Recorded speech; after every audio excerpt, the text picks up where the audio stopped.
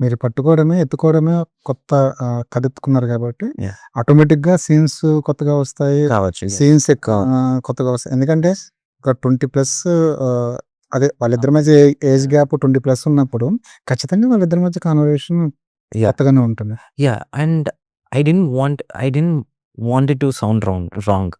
Look wrong. వాళ్ళిద్దరూ మధ్యన వచ్చేసి రిలేషన్‌షిప్‌లో వచ్చేసి ఎక్కడ వచ్చేసి అది ఒక యూజువల్లీ మనం ఇట్ కెన్ గో ఎనీవేస్. కొంచెం నాటీగా ఉండొచ్చు. లేకపోతే కొంచెం ఏంటి బోర్డర్ లైన్ రొమాంటిక్ ఉండొచ్చు. But I wanted this to be innocent. Fate. ఏంటి ఒక ఆట పట్టించటాలంటే ఉండే. ఇద్దరు ఒక చిన్న ఒక ఎలాగా ఒక అమ్మాయి ఒక అబ్బాయితో ఆటలాడుకున్నట్టే ఉంటది. ఇప్పుడు 'సుందరకాండ' బెస్ట్ ఎగ్జాంపుల్. 'సుందరకాండలో' ఎక్కడ తప్పనిపించదు. ఎక్కడ తప్పెనిమిది. బ్యూటిఫుల్ ఎగ్జాంపుల్ అది. అసల తమిళ్‌లో భాగ్యరాజ్ గారు చేశారు.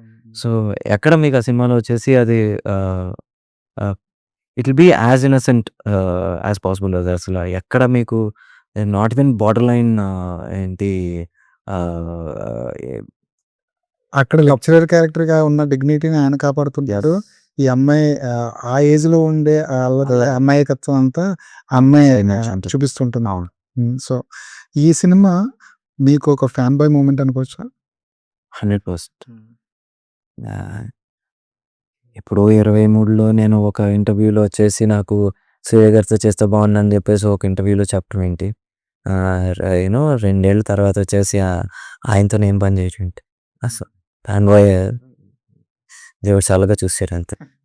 ఆ స్టేజ్ మీద సూర్య గారు వెళ్తున్నప్పుడు జనం జనం మూగుతుంటే మీరు వాళ్ళని అడ్డుకుంటూ ఆయన సేఫ్ గార్డ్‌లో చేస్తూ వెళ్తుంటే ఎక్కడో నేను ట్విట్టర్‌లో చూసాను.